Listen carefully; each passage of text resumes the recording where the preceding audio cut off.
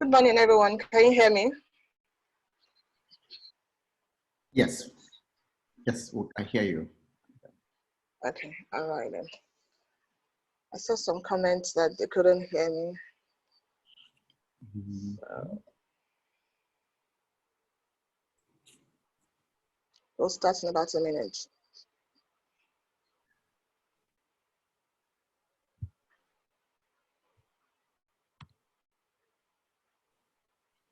Okay, so it's 10:15.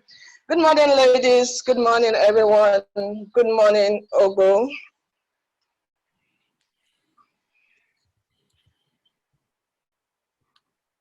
Okay, so it's my pleasure to to start this session. This is our first masterclass, and there's no better person to start a masterclass series than Mr. Ogbo, Awoke Ogbo. I've sent you all his profile.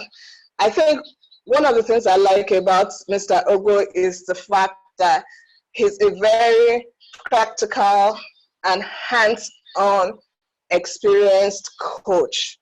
So when he's talking about business and talking about how to manage your business, it's telling you from an experienced point of view, not just textbook. He's been there, he's done that, and he's got a few medals to show for it. So ladies, without much ado, I'd like to pass over this session to Mr. Ogbo, Awoke Ogbo. Thank you, Ogbo. Okay, thank you very much, Shay, for those kind words. And I want to acknowledge all the amazing ladies. Just give me a second to get rid of a few. Oops. Okay.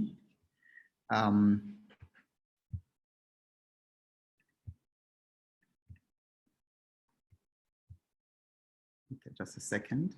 Trying to get this out of the way. Okay, so I really want to appreciate and acknowledge all you amazing ladies in the house.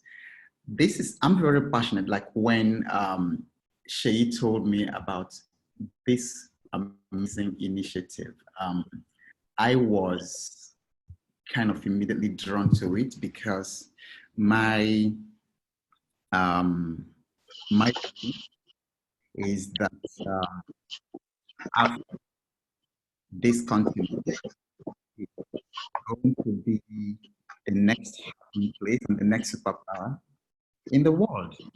And then you women have a lot to do in making this happen. I also personally believe, I'm quite controversial, who follow social media. I'm very controversial when it comes to the fact that the politicians have failed this continent, for decades, and that the answer does not lie with the politicians. I believe firmly that the answer lies with the entrepreneurs, and especially with women entrepreneurs like yourself. And so it is my life's dream to be able in the next couple of years to raise 1,000 unicorns in Africa, 1,000 businesses and then leaders, who can lead the spiritual, the economic, the social, the political transformation of Africa. And so anytime I have this kind of opportunity to address motivated men and women like yourself, I keep asking myself, could one of these people be one of those 1,000 people, 1,000 unicorns? A unicorn is a privately held business that is valued at least $1 billion and above. And then the idea is that if I can have all of you in this call, I see 68 people here, and each of you becomes a unicorn. You run businesses that are valued at $1 billion and above. We can do a lot. We can do a lot. We can see how much trouble one big billionaire is creating for the whole world, in my opinion. In the same way, if 1,000 of us, run such powerful businesses in this continent, we can change things very, very positively. So I take this very seriously. I take this time with you very seriously. All right, so having laid that background, this is how we're going to proceed in the short time that we have. I'll take us briefly through the 3 economic goals of business that everybody here, whether you're already in business or you're planning to start yours, would care very much to know. And we will look at succeeding through startup phases or business cycle, because some of you might not be startup, but the processes are them. And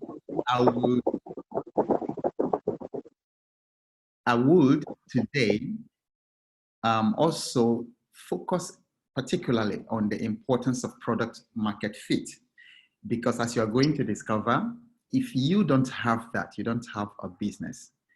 And I will show us an example of a popular Nigerian brand. Then we'll talk a little bit about creating a profitable business model. The business starts succeeding from the time that you plan it, and also from the way that you run the business with some bit of innovative thinking. Then I would share with us, there are several innovation frameworks, but I'll share with us 3 that I have used and that I use in my work, with clients, private clients. And then we'll kind of practice, put the whole thing that I'm going to share with us into a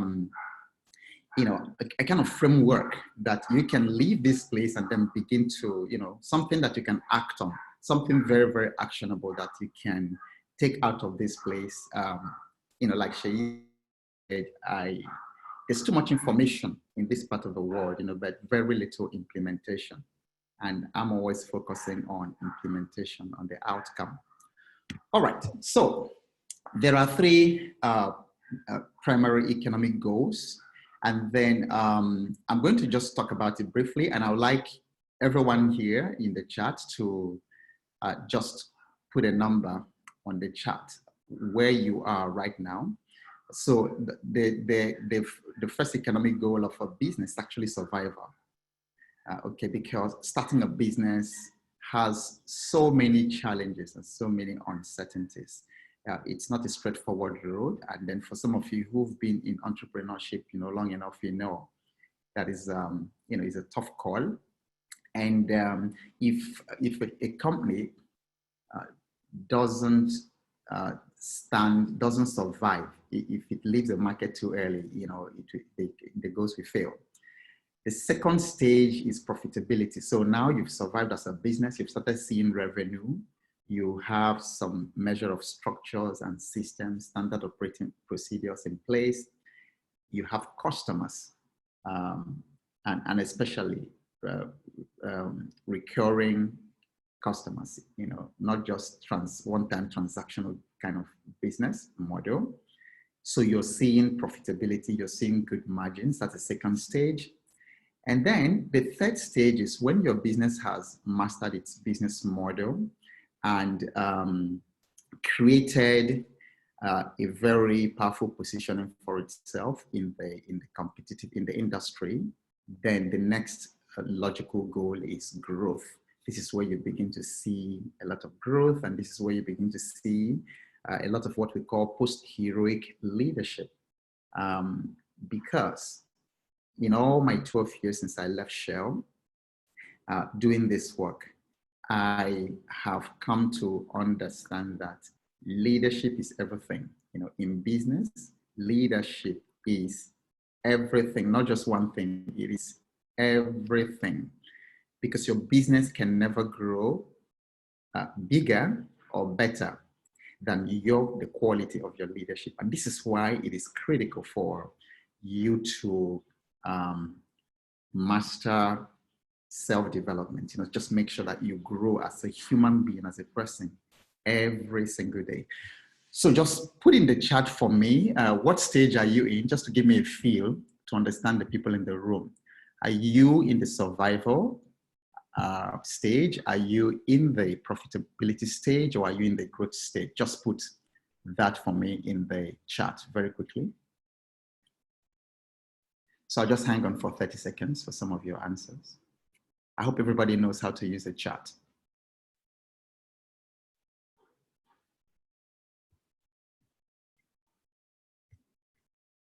Okay, all right.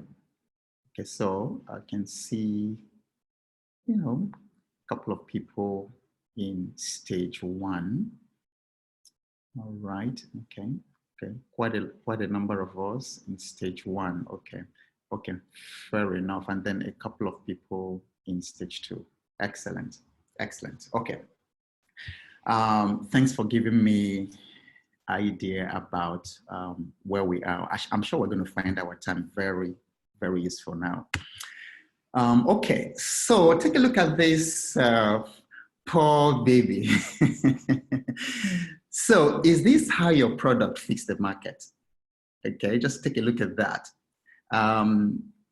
You know, and just look at the poor baby's face, and that's exactly how the market feels. That's exactly how the market feels. When you bring out a product or a service that just doesn't fit the market is angry, is frustrated, the market doesn't like it, you know, or you look at this one. You know, so some products and services are like that. You know, I like the gentleman with his glasses, you know, much bigger than his face and lying diagonally. You know, so sometimes it feels that way. So, and I'm going to tell you a very true story. And then that's my own story. When I, you know, took a tab on business, you know, some of you may have heard this amazing Kunu story.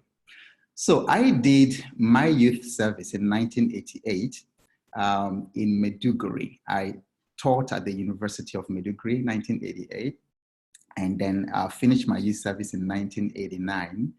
And while I was in Maiduguri, for the very first time, you know, for the very first time in my life, I drank Kunu. And there was another one they called Fura Danunu, and then another one they called Zobo. It was in Maiduguri that I saw those drinks for the first time. So when I came down to Lagos in 1989, 1990, you know, I just came up with this very brilliant idea about, you know, packaging the Kunu drink. So today we take it for granted, but by that time, it was an amazing idea. Nobody had ever done that. Nobody, it didn't exist. And about that time also was when the pure water industry, you know, so for the non-Nigerians in the call, the pure water is sachet water. That's when they started putting water in sachet. And I just thought this was brilliant. So why, instead of packaging water in the sachet, why don't I package Kunu? Nobody was doing that at that time. And I don't think it still exists. I don't think I've seen Kunu in sachet, nylon sachet, but I do see it in bottles like the one you see in the pictures. All right, so I started working, you know, cut the story short, you know, I worked really, really hard, you know, looked for someone to build a nylon sealing machine. At the time, you could only find nylon sealing machine, you know, made by some of these roadside engineers who put things together. It looked like this tailoring machine that you press the pedal and it seals the sachet. And so we didn't have the kind of neat machines that people use now to package water and package things in bottle. I ran around the whole place, you know, and I went to a pharmaceutical industry firm here in Lagos, and then they were able to do some tests and then recommend a preservative, you know, for my Kunu. And so I called the product Kunu malt, you know, at the time. And each time I went to bed in the night, I was extremely happy because I was dreaming and seeing myself in billions of dollars, you know. And I said I was going to give Coca-Cola a run for their money. And then the next day I would wake up again, you know, just running around to make this product. And So at the end of it, someone said to me, oh, there's one woman in Gowon Estate. She was the best kunu maker in the whole of the country. So now what I did, I chartered gallons, empty gallons, and went to this woman, and she filled it. And at that time, there was no Uber, and there were not this kind of taxis, we have. I jumped the vehicles in Lagos in those days that they called Molue. So these big trucks that people just run and jump into, sweating all over the whole place, just making this thing to work. It took me probably about 2-3 years of dreaming, of planning, of strategizing, of executing, of borrowing money, from here and there. So finally, I started producing in my little apartment in K2 at the time. So I started producing kunu, started producing sachet of kunu, so many. It took several weeks, and then one day I just came out, looked at all these sachet of kunu all over the place, in the sitting room, everywhere, in the kitchen, everywhere, by the corridors. And then it occurred to me for the first time, how will these products leave this place, leave my sitting room out there? By the way, who needed these products? Who were the people going to buy them? How were they going to buy, And so I just saw this very wicked image, of me carrying this sachet of kunu on my head and going around along the streets and shouting kunu rail, selling this kunu and things like that. It was a terrible image. So I just said, no way. There's no way I was going to sell the thing along the street by myself. And so long story cut short, that was how the business died. That was how the business died. But then I came out and looked at all these kunu all over the place, and all the years, all the sweat, all the effort, all the borrowed money that I put into it. And I asked myself, this is going to waste just like that. I said, no way, I'm not going to waste it. So that's how I started drinking kunu morning, started drinking kunu afternoon, started drinking kunu in the night. I drank so much kunu, enough for the rest of my life, that these days, when I see a kunu seller coming from my left, I find, I just pick race, to my right and run away. And so this was how an idea that took so many years failed. Why do you think that idea failed? I want to see some responses. Why do you think that such a beautiful idea failed?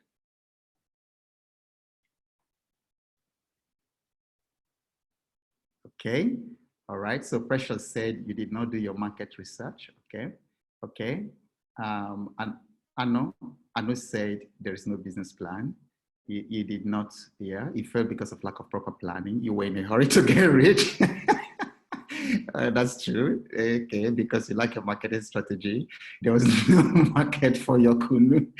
Okay, no market strategy because you lacked the zeal. I actually had a lot of zeal, but no assessment before saying, I'm getting back to Lagos. You forgot to peruse the market here, who drinks kunu. Okay, excellent. No exact details, not passionate enough. My goodness, you women are very, very amazing. You are absolutely amazing, because many places when I tell this story, they don't come up with all these brilliant explanations like you have done. Thank you. All right, so what are the lessons from my kunu story? So for the entrepreneur, one of the most important lessons you will learn is to get out of your own head. Okay, get out of your own head. You see, the fact that I liked kunu does not mean that everybody likes it. So you want to start a business, and maybe a restaurant business that cooks only a egusi soup or something like that. You see, the fact that you're in love with egusi soup does not mean that other people love it. So get out of your own head. Don't fall in love with the product. Fall in love with the customer. You see, because I was so much in love with my product, with my kunu, I just felt with kunu, I could conquer the whole world. I completely forgot for all those years, like you said, I didn't think about the customer. I didn't ask who really would drink this kunu. And then because I didn't ask that, I did not, I ended up drinking my own kunu, just making the product for myself. And okay, so work with the total picture of your business model. So your business model, as I'm going to mention briefly later, indicates how you create, how you deliver, how you capture value. Now, I was just creating value, but I had no plans at all about how I was going to deliver that value. What was my distribution channel, and what were the customer relationships I was going to build, who were partners in the key activities that would produce it. I didn't think through all those. And then, as much as possible, be data and process driven. Okay. Seth Godin said, making products for your customers is far more efficient than finding customers for your products. You know, how many times, you know, especially you amazing ladies, because I work with amazing ladies, you know, when I worked in the oil industry, and then often in those days, I don't know whether it still happens, you know, one of our amazing ladies will go to the US or go for a conference somewhere in Europe. And then you walk into a store, and then all the clothes in the store at that time are on sale. They're on sale, you know, so you just put in all your travel money, everything, you know, to buy those clothes and to buy those shoes because they were on sale. Then you now bring them here. And when you now bring them here, you start going around, you know, putting it in the boot of your car, you know, looking for who will buy the jewelry, who will buy the shoe, who will buy the the clothes. And 80%, 90% of the time, you end up giving out those clothes and those shoes that you bought. See, because it's very much more difficult to find customers for your products than to make products for your customers. If you've had that experience I just described, you know, okay, just type in the chat and say I've been there and I've done that. You know, so I'm going to continue to emphasize that making products for your customers is far more efficient than finding customers for your products. So quit going to Dubai to buy things and then coming around here to start looking for who is going to buy them. You know, it doesn't always work. You end up giving it away. And then some of you probably still have some things you bought from Dubai or China or US in your wardrobe. You bought it 2 years ago, 3 years ago. You have all these inventories that you haven't sold. If you've been there, say, I've been there. All right, I see a couple of I've been there. Okay. All right, so now this is the business process. There are different kinds of variations of this, you know, but these are the startup phases I would like to take you through. And so usually it starts with some kind of creative dissatisfaction or some kind of serendipity. You know, it happened a couple of years ago with a gentleman. For those of you in Nigeria, you probably may have heard about the ABC transport. So it was the ABC transport actually that started the revolution in the transport sector in Nigeria right now. Before this time, traveling between states and even within states was very frustrating. It was very uncomfortable thing and something people always looked forward to with trepidation. You know, and then if you remember, you know, just way back then, there were no air conditioners in the car. It was such a luxury. You know, you're traveling from here to Kano to Abuja, who will give you air conditioning? So this gentleman had a trip that was extremely unpleasant with one of those, you know, so-called luxurious buses. It was extremely unpleasant. And I think he missed a couple of appointments, you know, because, you know, in those days, if the vehicle spoiled along the expressway, the driver and the conductor would abandon the passengers there and run. It was such a horrible customer experience. So this gentleman, Frank Neji, now came back and said, enough of this. So I'm going to start and I'm going to change the face of transportation in the country. And then he started ABC Transport. And then from there, you know, so people, professionals, at that time, if you remember, if you couldn't fly, the next best alternative was ABC because it became very professional. They professionalized it. You know, you didn't have touch, you know, coming to grab your things and all that. You could buy tickets, you know, you could sit in an air-conditioned vehicle and travel between states. You could predict the time that you would leave and the time that you would arrive. So that was creative dissatisfaction. So that normally gives rise to an idea. Okay, so your creative dissatisfaction might actually be with anything that you see around you. It might be with nutrition, not enough food. It might be with the issue of justice for the poor. It might be with the issue of, something related to clothing. It might be something patriotic, like, okay, why should I always use suit, which is European? Why not, dress up for work in something African? Something like that. Then it generates that idea. Then you have to turn your idea into a prototype, into a product, which usually, should be minimum viable product, because often if you want to wait to perfect a product or a service, you may never take it to the market. So now when you go to the market, between the prototype and the market, you develop a product that people really love, and you continue to get feedback because you've put out the prototype there in the market.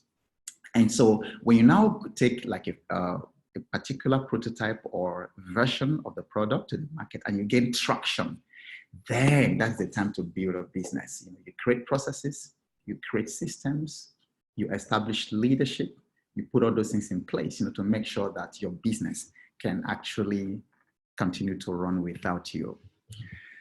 This is another way to visualize it.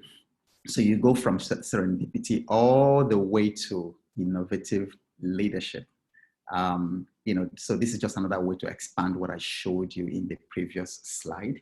And, but out of all these processes, this one, this is the product market fit portion of it, going from the creative serendipity to launching and track. So all the things that happen in between those two constitute the product market fit that we're talking about.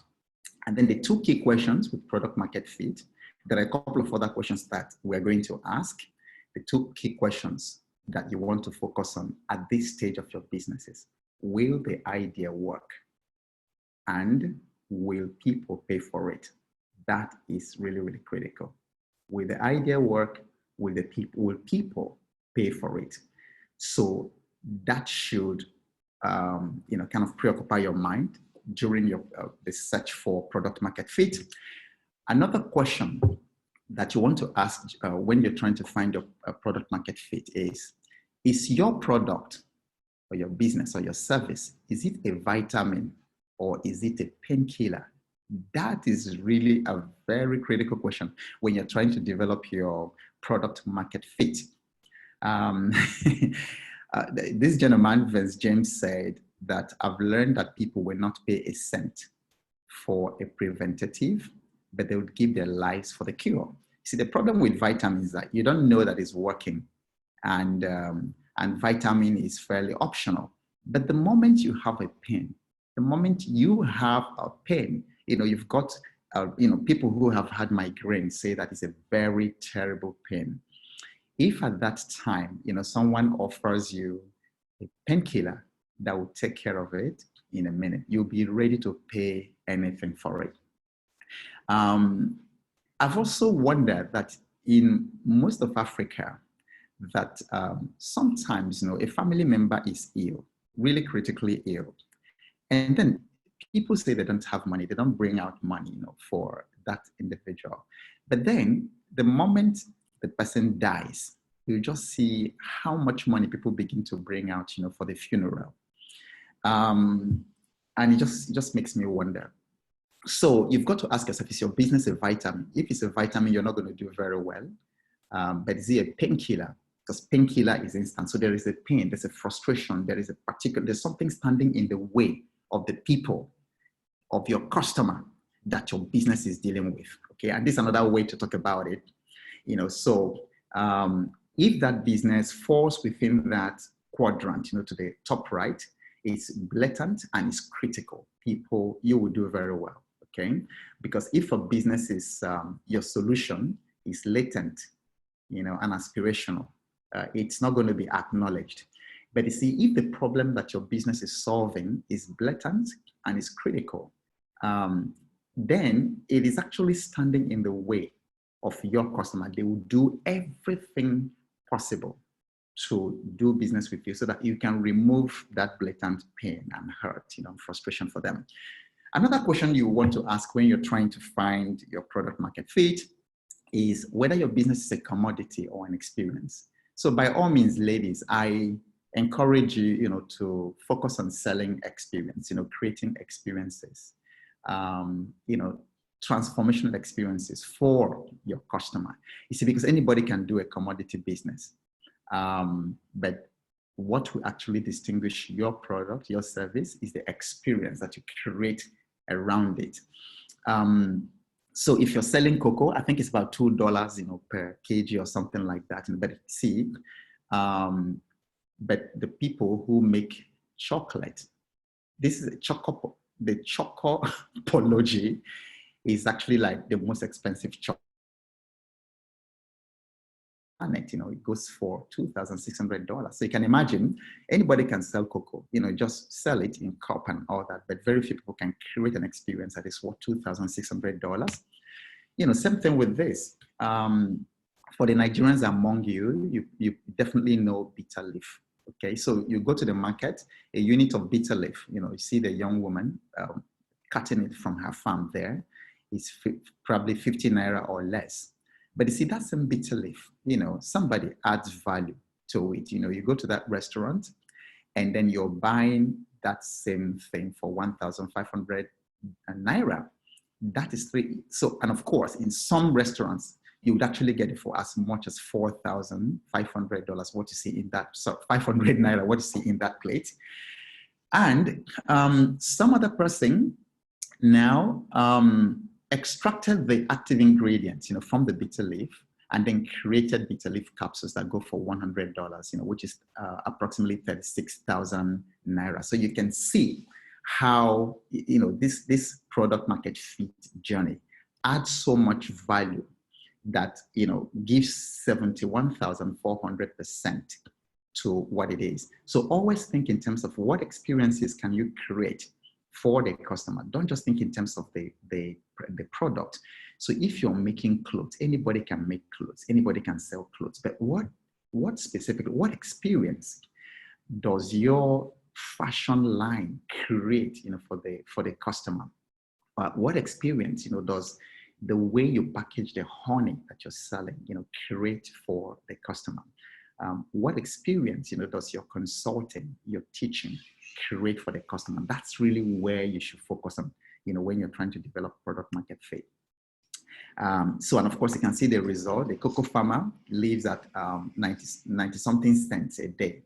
But you see, the Mars family have built an empire worth $127 billion from the same cocoa.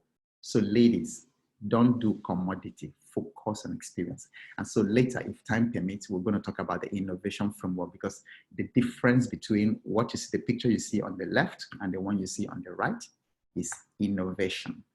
How can you use the common things around you that you already have as you're creating a business idea? How can you take all these common things around you, coconut shells,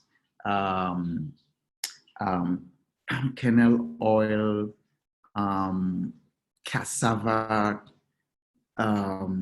adire, and all these clothing materials. How can you take the common things, the commodities that people are selling, and turn it into an experience that is worth billions? That is what you should, the kind of question you should be asking yourself. Simon Sinek said that people don't buy what you do, they buy why you do it. Okay, and what you do simply proves what you believe. So you see, sooner or later, the way you deliver your product or your service will, it's a reflection of what you believe. There are people who will never deliver anything less than excellence, So bear this in mind. People do not buy commodities. They buy why you do it. And that's where mission becomes very important. And you see, your mission statement as you're starting out or as you're really in the business is created from your values, from those core values, those things that you really, believe and make you different. And then your mission statement has three major parts. The first part is who you serve. Who do you choose to become a hero to? Who are you here to save as a business owner? The second part of a powerful mission statement is, what do you do?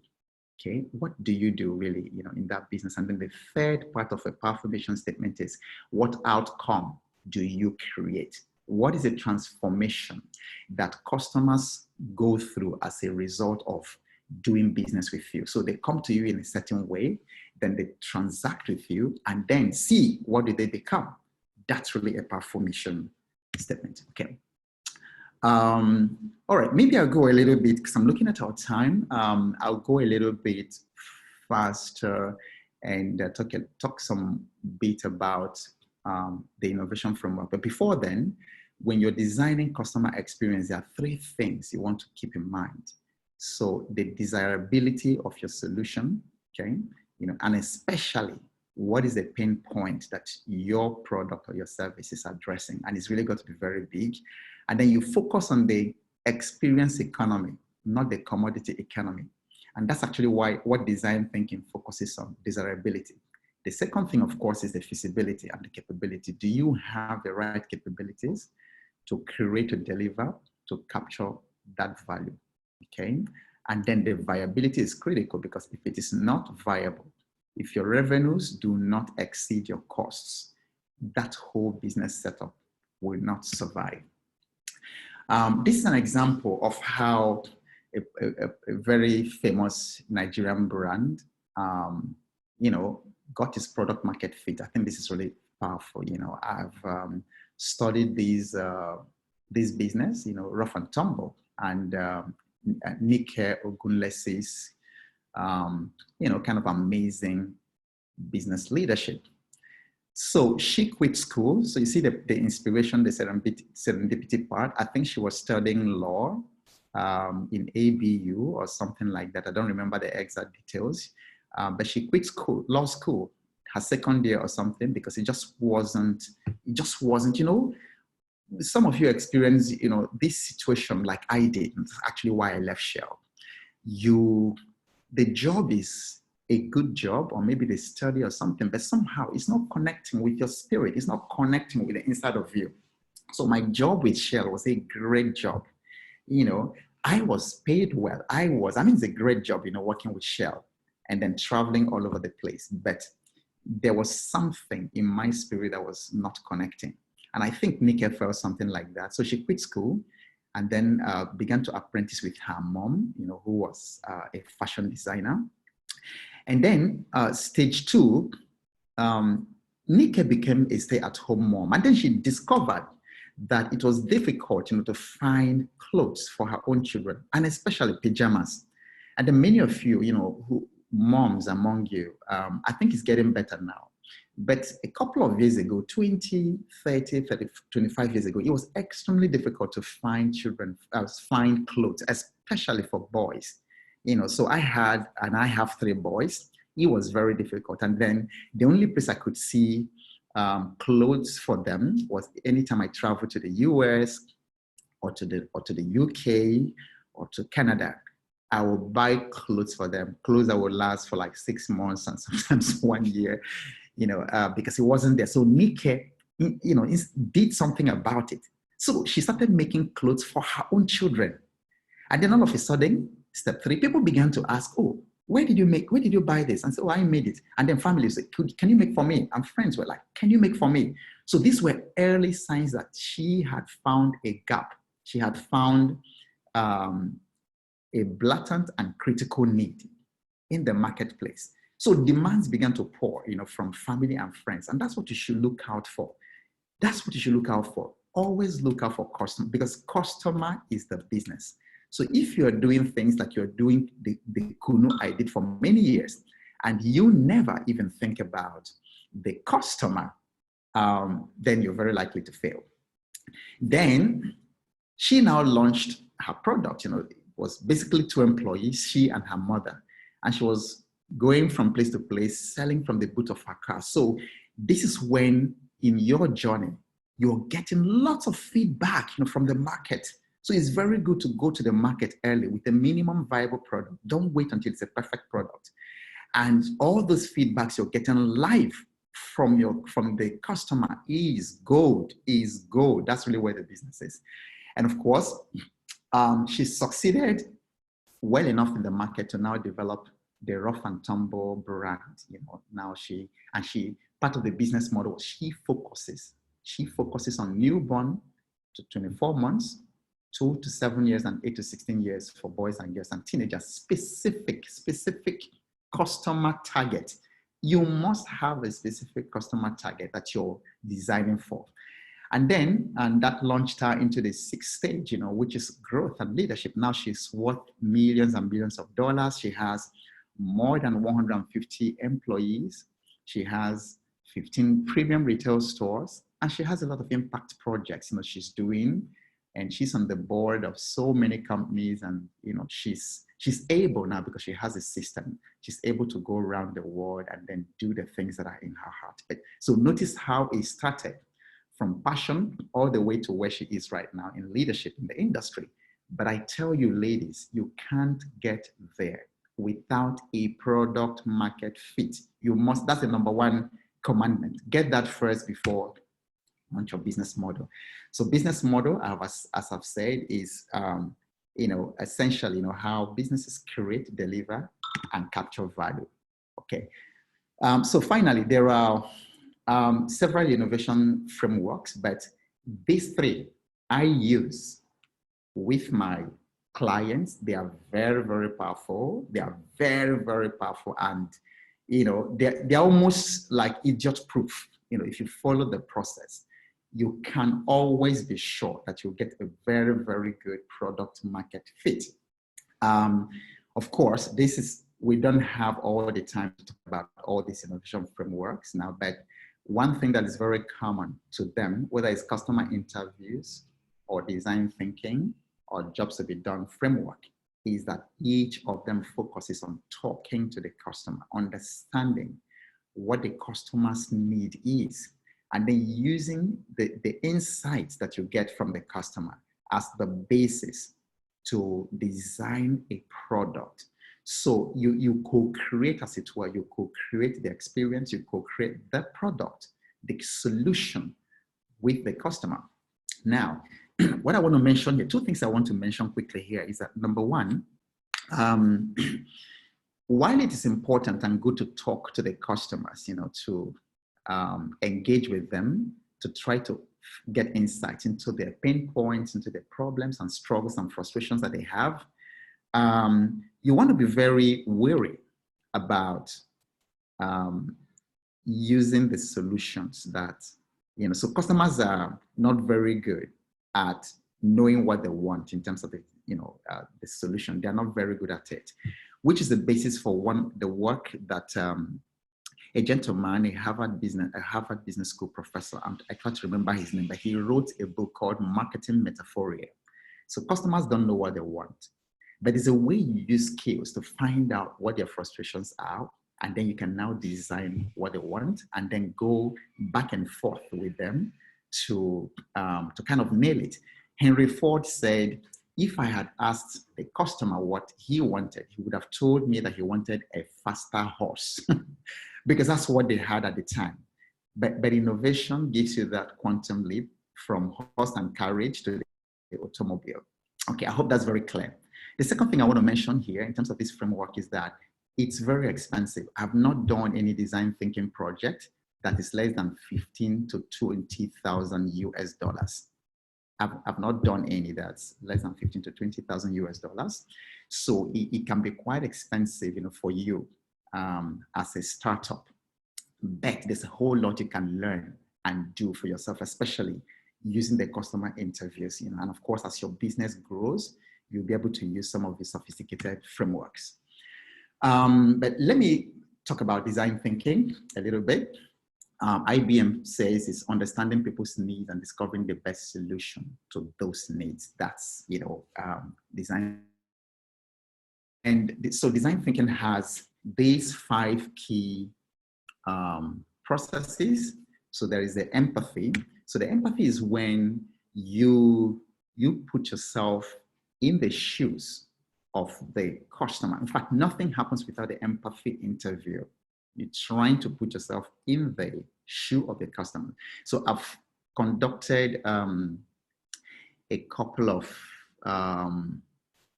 design thinking programs in the business schools where I teach. And on one of the occasions, just talking about the second stage, which is where you construct a point of view, we were working through a mock design for the ideal shopping experience. And so while you do the empathies, are often, like I mentioned before, the customer doesn't really know what he or she needs. But by the time you do empathy interview, you step into their shoe, and if you really do it very well, you can get insights as to what the real issues are. So we had a participant in the class, who it turned out that for her shopping experience was not about buying things. So we found out that what actually happened, she's single and she is in her mid-40s, and and a very high executive. And so when she closes, she walks into the store, she walks into the supermarket there and just goes around. And then at the end of it, it's not about shopping, it's about, okay, so let me just while away some bit of time here, connect with people socially, read, have a cup of coffee or something, whatever she could drink at that time of the evening, and then go home and just hit the bed. So if you're now designing a shopping experience for a person like that, and then you start designing for buying things, you can see that you are attacking the wrong insight. The real insight is she's a busy person. She has a gap in time that she doesn't know what to do before driving home. And then so she uses visiting the shopping mall as a stopgap. So you've got to be able to use that kind of empathy interview to construct the point of view and insight. Now, it's now based on that insight that you now begin to brainstorm. For instance, if I'm creating a shopping experience for a lady like that, I'm not just going to stock it into whatever. So I probably will put an area to sit and read. I probably will think about what kind of things would she like to buy at that time of the evening. I probably will put an area, for food, for dinner or something, whatever in that shop, and a place for interaction, whatever, there's so many things you can come up with. Okay, and then the next thing would be to develop a physical form, a prototype of whatever solution that you and your team came up with during the ideation phase. Okay, that's a prototype. And then you quickly take it to the market, and then you go back to those original people you had empathy with, and then iterate the solution. Tell them, feel it, use it, and tell me, what do you like about it? What don't you like? What do you think? What do you think about, and the person may say, oh, I don't like color green. I think I should use blue here. And then maybe they will say, instead of putting a handle here, why don't you put a roller or something like that, so you iterate with them. If you're creating a perfume, you can take the bottles to them, and then you'll be surprised, and they'll tell you, no, I don't like this bottle. It's very common. So why don't you use a bottle shaped this way, a circular bottle? Why don't you use a bottle shaped, whatever, in a certain way? Or instead of this color, why don't you use color pink? So iterate with them. You are co-creating. That's the power and the beauty of design thinking. You're creating using their voice, what they actually want and need. And so let me give you a framework, for designing your service or your product. So the first thing is to understand who exactly that you are designing for. And then you can use this framework, you say, so that's like the persona, or if you like, the avatar. Who are you trying to solve? You've got to be very, very specific. My customer are women in their final stage of pregnancy, and you see, when you define it, it's very, very, I don't know what the final stages are again. Is it 36 weeks to something? So you want to be that specific, because the women at that stage, pregnant women at that stage, for instance, have specific needs. They have specific needs. So it might be that they need a way to, so it could also be like the first time pregnancy. You see, because The customer, your customer who is a first-time pregnant person will be very different from a customer who has had birth, a couple of times before. So maybe they need a way to then, what was the insight that you found out during the interview? Okay, what was the insight you found out during the time of the interview? And then, surprisingly, or because, or but put another, put the insight there. So this is what you're going to use to frame your product challenge. The first-time pregnant woman in her final trimester, or whatever they call it, needs a way to have her baby in a safe way or something. Then you say, but surprisingly, the insight is she is afraid of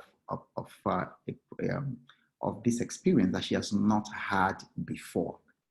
So this is now the product service design challenge. So I already begin to see the kind of products and services that can come for this particular person. So it could be an information product, it could be a Facebook page, it could be whatever that you can use to solve whatever the fears of a first-time pregnant person is.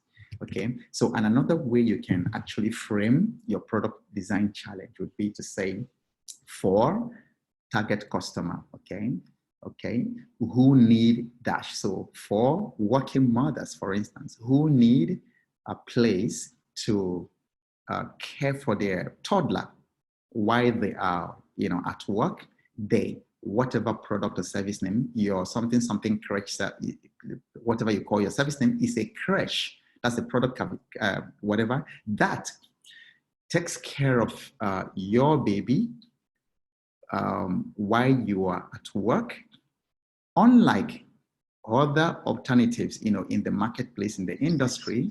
Our product, your key differentiating point, So that's one way to frame it. And then finally, these are the interview tips. And,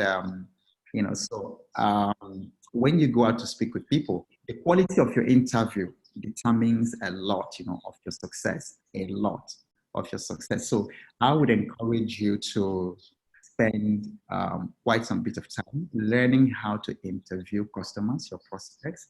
That's where to begin your product market fit journey. Interview them, paying attention to what insights that you can get from them. Once you get that, you can now brainstorm about your options, and then you can now test it in the market. And then when you test it and then people love it, you launch your business model, and then the rest will be history. Okay, so this is where we would end it for now. So Shay, do we have a couple more minutes for question and answer? Oh yes, sure we do. Thank you so much, Ogbo.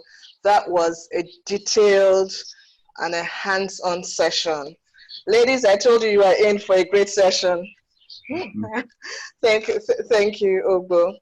So we'll take the questions, and I would like to start with the questions that were sent to the email address earlier.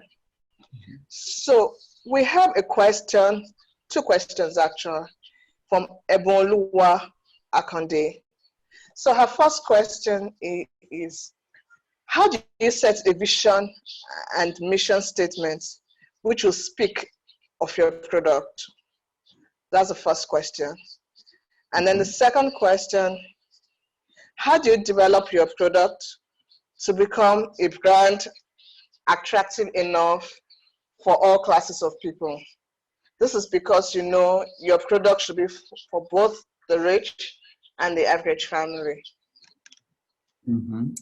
Okay, so that second question, I believe that it's been taken care of. It's just to have a process, a disciplined process of talking with the customer that you're designing for, understanding exactly what the insights, and that's actually where people struggle.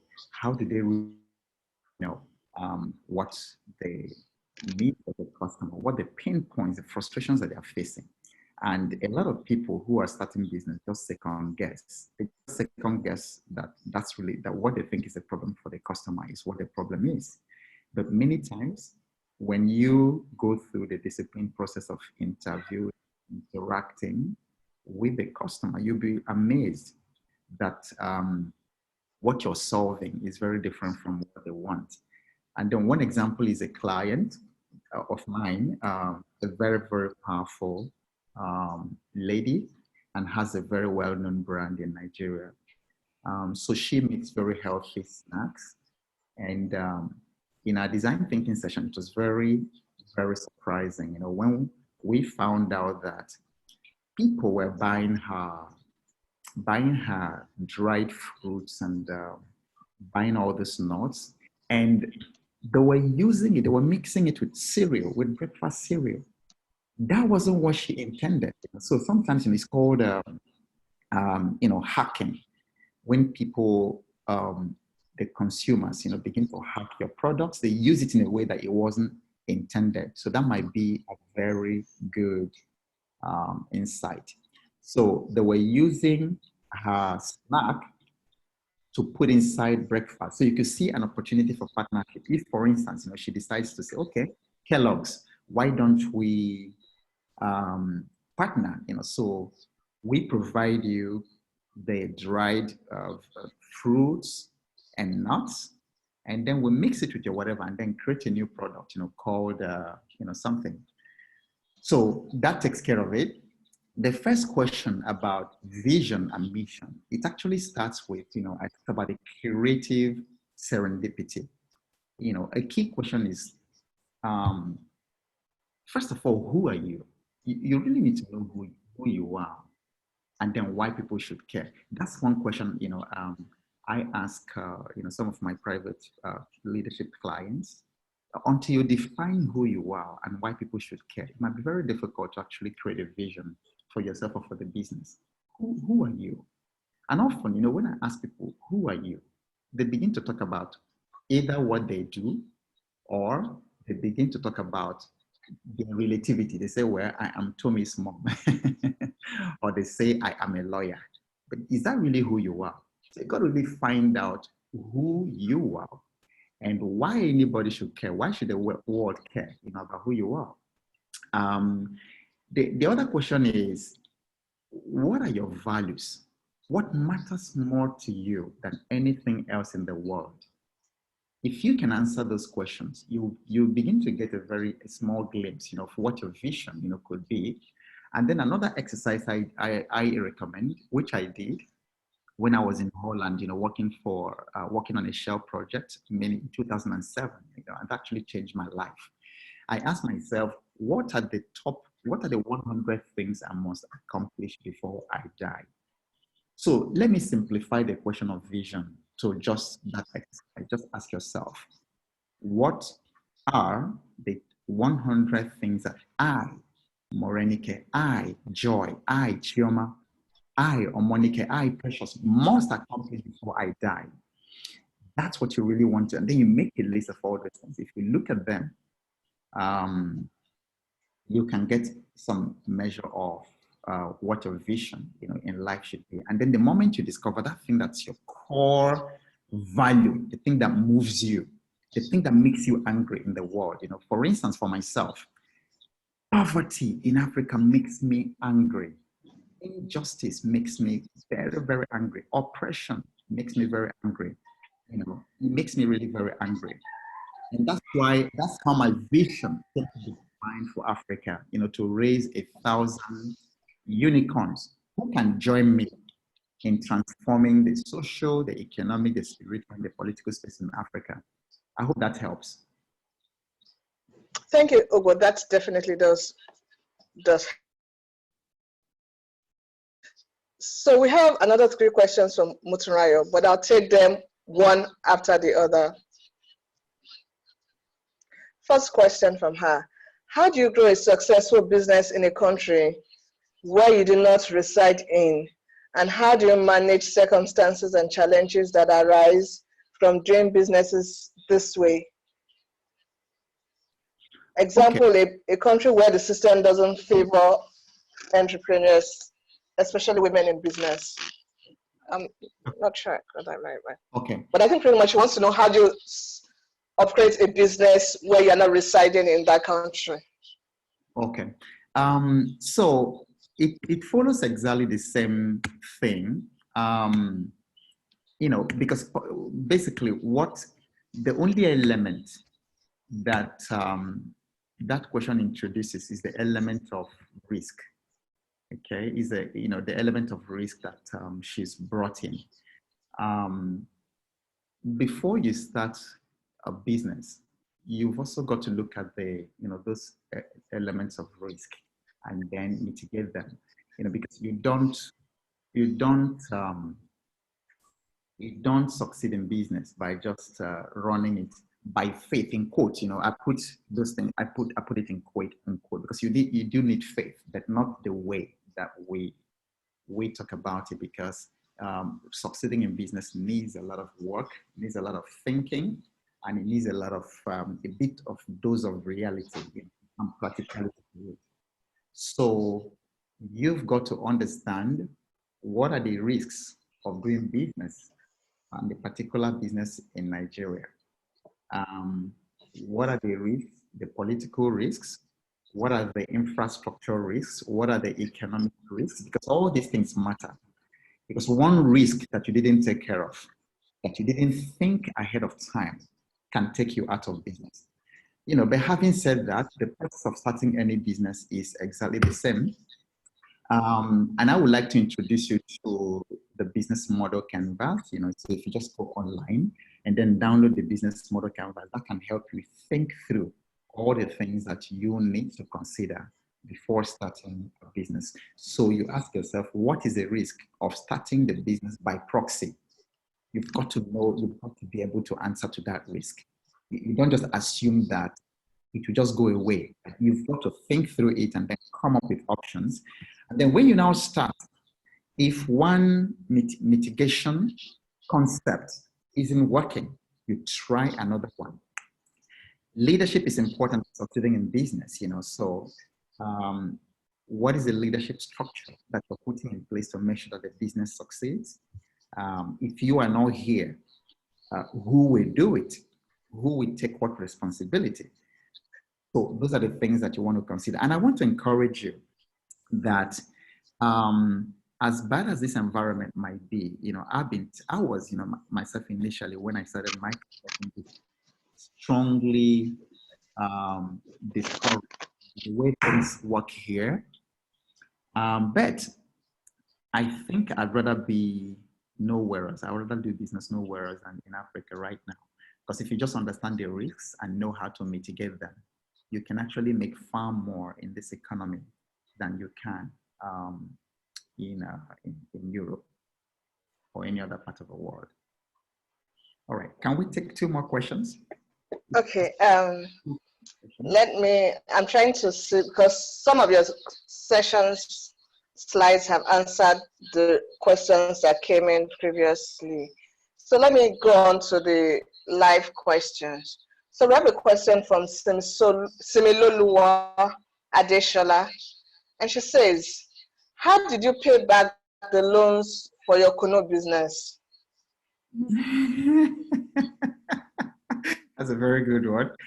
Fortunately, those are very little loans, and those were mostly family and friends. A lot of it was sweat equity, my sweat equity. So, and I carried them along. So it was mostly family and mostly friends. And you know, that's a little bit more friendly than if I had tried to get to the bank to do that. I think my most difficult loans were actually the ones I took as I was leaving Shell. And then I invested at the time. And then I also made a stupid mistake. You know, I put, you know, almost $100,000 between Nospetco and Nospetco and another one they called Wellzone. And then some of you may know the story. And, so that was, you know, by the time I finished, I was left with so much debt. But you see, that's the beauty of entrepreneurship.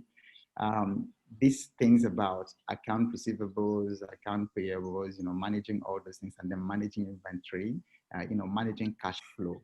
they are skills. Incidentally, I run programs on helping to manage things like that, cash flow, in such a way that a business should never run out of cash, because the moment you run out of cash, that's the end of the business. So so that was about the debt. All right, then, Chris, we have quite a number of questions coming on in.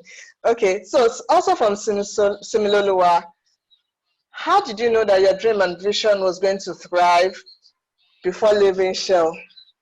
Don't you think that was risky? Okay, so let me say, did I really know it was going to?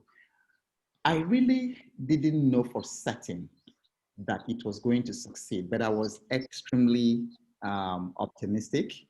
But of course, after I left, I had some serious knocks on my head, because things didn't exactly work out the way I thought that they would. And I was immediately launched into cash flow crisis, that lasted a couple of years. And that also resulted in my family getting quick notice, at least twice, from the places that we were living, because I couldn't pay rent. That also resulted in my struggling with paying my children's school fees. Really some very embarrassing financial situation. But you see, that's what it takes to be an entrepreneur. There's the mindset part, there's the mental toughness part, the part that says, look, I'm in it, and there's no going back, and there's only going forward. And also that's why in my executive coaching, I do a lot of work in terms of mindset, because the problem is never the business out there, but the challenge is always, are you the kind of person, do you have the kind of mental toughness to go through what it takes to run a business? And that's really where the matter lies. Okay, thank you, Ogbo. We have a question from Oluchi Anoro. I have a fear of potential customers hijacking my idea. How do I handle this when I'm carrying out customer empathy interviews?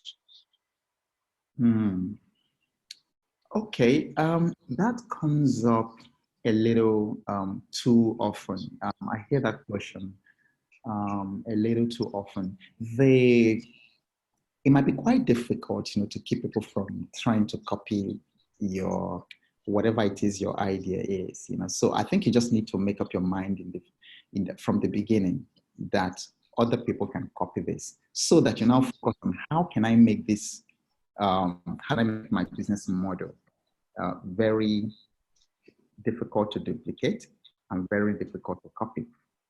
Because see, if you start becoming overprotective from the beginning, it's also going to, like I heard a story about, I don't know how true, like a couple of years ago, a family, they were living in basically, one of these mansions that was so heavily protected electronically.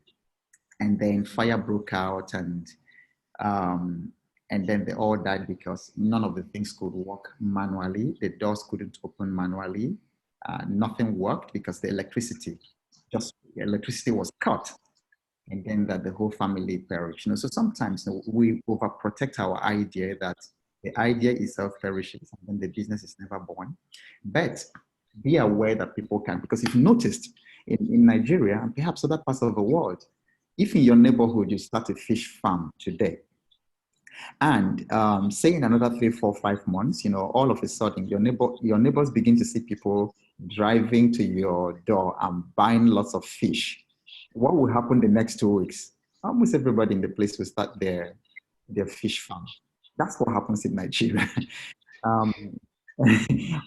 Somebody starts a crash, everybody wants to start. Somebody starts, some fashion house, everybody now wants to do that. So what is left for you is to ask, how can I